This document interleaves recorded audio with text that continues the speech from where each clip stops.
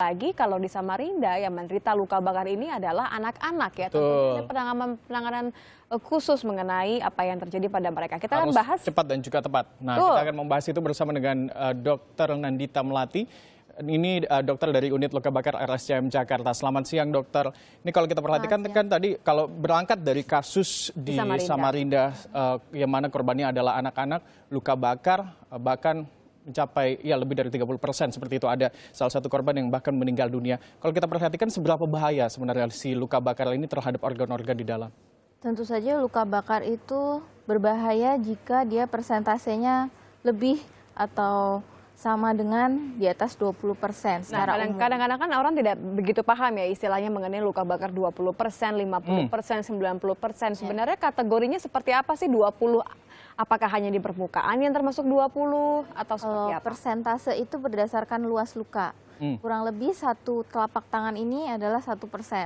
Itu kurang lebih untuk mudahnya. Jadi setelah itu dihitung, di atas dari 20% maka sudah ada perubahan regulasi cairan di pasien. Jadi nantinya dia akan memerlukan perawatan khusus. Jadi semakin besar luas lukanya, maka tentu lebih membutuhkan perawatan lagi. Kalau dari teknik penanganan kan kalau zaman saya dulu atau mungkin zaman Nitya dulu juga kalau misalnya ada luka bakar kena knalpot lah istilahnya, itu kan kadang suka dikasih odol, hal-hal seperti itu. Itu mitos-mitos. Itu mitos sebetulnya. Ketahuan sering pakai odol gitu. Yang benar adalah yang pasti kita hentikan dulu proses apinya tersebut. Misalnya dia masih tak ada bajunya yang terbakar, ya berarti dilepaskan dulu bajunya. Kemudian kita dinginkan lukanya. Dinginkannya bisa dengan air mengalir. Air mengalir selama kurang lebih 15 menit. Jadi diguyur aja gitu ya? Iya. Boleh pakai air dingin nggak sih? Soalnya ada yang bilang kalau pakai air dingin malah nanti bekasnya nggak bakal hilang. Justru air mengalir saja, jangan air es yang jelas. Karena justru tidak baik untuk lukanya. Ada perbedaankah kalau terkena, jadi luka bakarnya ini akibat api atau misalnya kan anak-anak nih suka banget rentan. Ibunya lagi memanaskan air panas mendidih terkena kulit anak-anak. Ini ada perbedaan dampak nggak dokter antara? Penyebab luka bakar memang macam-macam. Bisa termal atau akibat panas. Panas itu bisa dari api langsung, bisa dari air yang panas, bisa akibat kimia, bisa akibat listrik. Nah, kalau akibat api biasanya dia lebih dalam gitu. Kalau air panas asal dia langsung di permukaan ya, bisa lebih di permukaan. Tapi tidak menutup kemungkinan jika tidak langsung ditangani menjadi dalam. Nah, bicara soal penanganan ini penting sekali. Bagaimana ketika itu terjadi kita bisa langsung tahu bagaimana menanganinya. Nah, yang paling tepat membahas penanganan tentunya adalah anggota pemadam kebakaran. Ya. Kita akan lihat juga nih bagaimana cara penanganan kebakaran pertama kali yang bisa kita lakukan. Ini sudah ada Andre Sinaga ya? Ada Andre Sinaga di kantor pemadam kebakaran Kota Jakarta Pusat. Silakan Andre.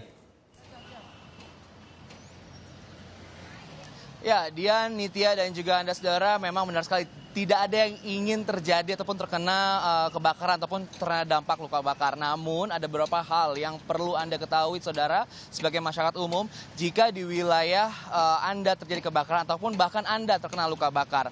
Aksi cepat tanggap untuk menanggulangi penyakit luka bakar ini pun juga harus dilakukan dan diketahui oleh masyarakat umum maksud Anda. Dan untuk mengetahui informasi apa saja yang perlu dilakukan, standar-standar apa saja yang perlu dilakukan jika terjadi kebakaran ataupun terkena dampak luka bakar, sudah bergabung bersama saya Kasudin Penanggulangan Kebakaran dan Penyelamatan Wilayah Jakarta Pusat, Bapak Abdul Kholik.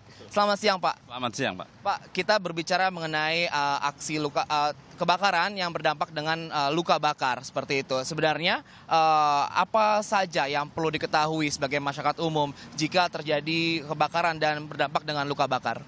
Yang pertama terkait dengan kebakaran, barangkali masyarakat harus berusaha untuk menghadapinya. Artinya jangan panik, karena ketika terjadi kebakaran kita harus segera menghadapi dan kalau bisa kita lakukan pencegahan lebih awal. Umpamanya kalau memang kita bisa padamkan, kita padamkan. Kalau memang sudah tidak mampu, telepon pemadam kebakaran sesuai dengan kita sudah punya di Google Play, bisa diklik, bisa di-download dan silakan langsung hubungi kami.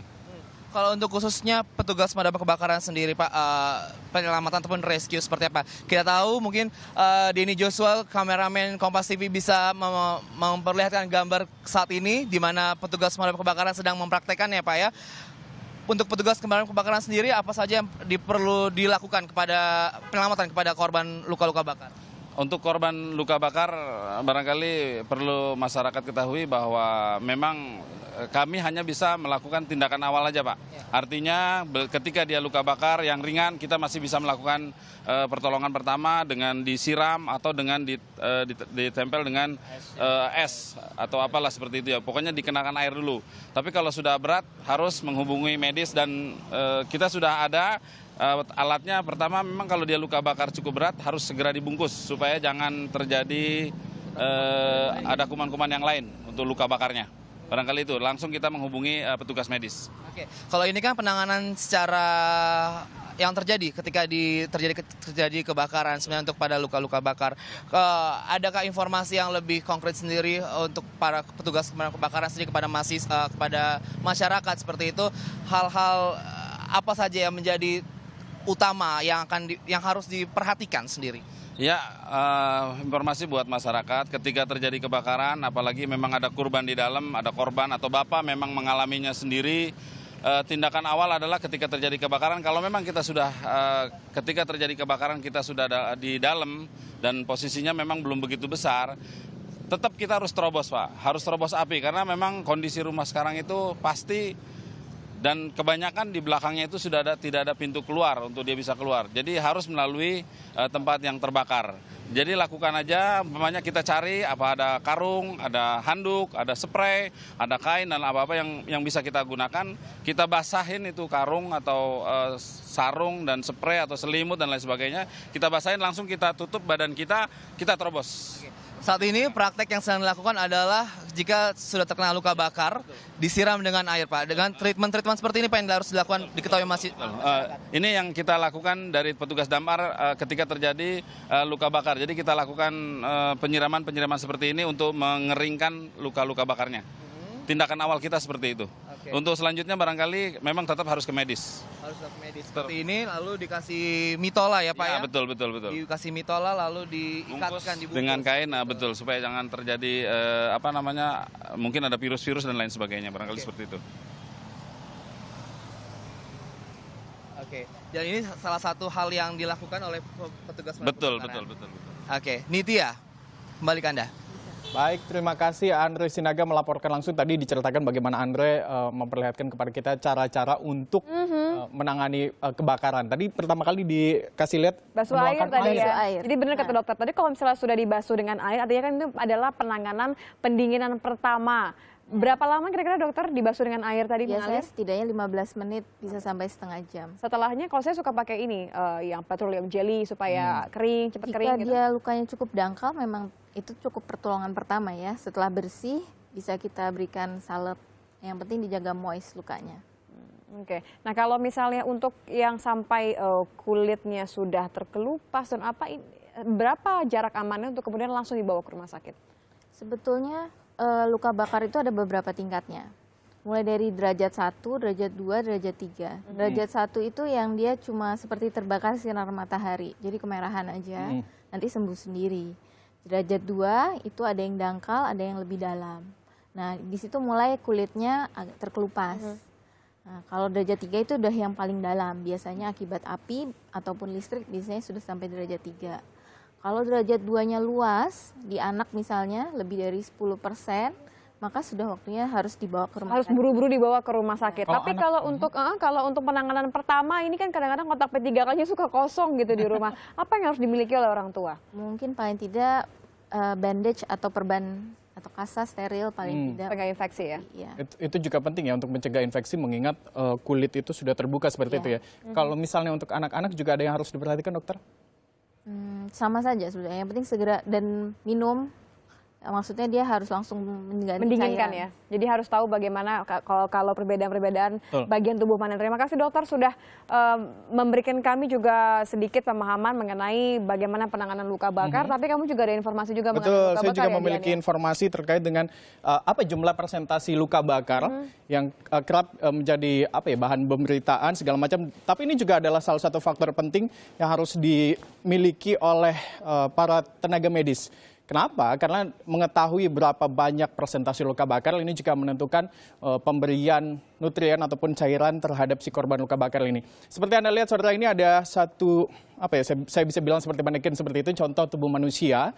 Ini apabila seseorang mengalami luka bakar, ini tugas petugas medis adalah menghitung persentase luas luka bakar yang diderita korban.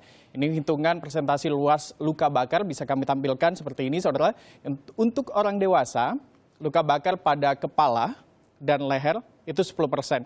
Ini sebenarnya kita memiliki hitung-hitungan, dikatakan rumus 9 seperti itu. Dan di dada, kalau di dada ada angka 9%, perut juga 9%, pantat di bagian bokong itu 9%, saudara. Di bagian lengan dan tangan kanan 9%, lengan dan tangan kiri 9%. Paha kanan 9%, paha kiri 9%, kemudian juga ada betis sampai kaki kanan 9%, betis sampai kaki kiri 9%, ada bagian perineum dan juga genitalia 1%. Nah ini begitu penting saudara, karena sekali lagi untuk membantu para petugas medis atau tenaga medis untuk bisa memberikan cairan yang pas dan juga nutrien yang pas untuk korban yang mengalami luka bakar.